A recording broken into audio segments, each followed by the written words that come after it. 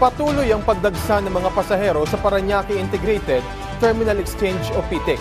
Kaugnay ng pagunita ng undas, tiniyak naman ng pamunuan ng PTEX ang kaayusan at seguridad sa terminal. Yan ang balitang pambansa ni Bernard Ferrer ng PTV. Live. Bernard?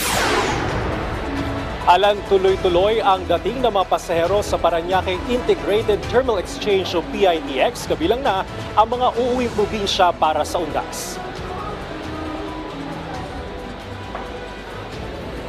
Fully booked na ang mga air-conditioned bus papuntang Tabaco City sa Albay.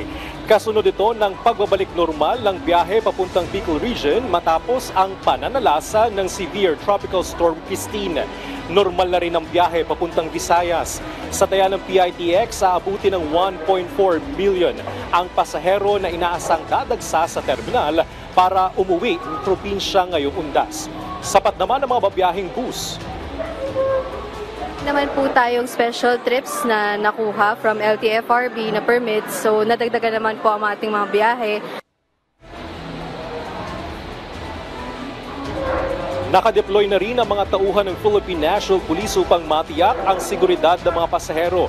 Gayon din ang mga medic mula sa Metropolitan Manila Development Authority. Nagsagawa na rin ang Land Transportation Office ng roadworthiness sa mga babiyahing bus, habang nasa ilalim na sa drug test sa mga bus driver kung saan pumasa naman ang lahat sa kanila.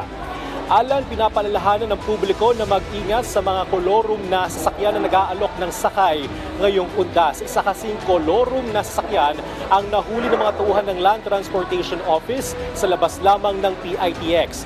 Para naman sa mga kababayan natin na magtutungo sa PITX, bawal po ang pagdadala ng mga ipinagbabawal na bagay sa inyong mga bagahe. Balik sa iyo, Alan. Maraming salamat, Bernard Ferrer.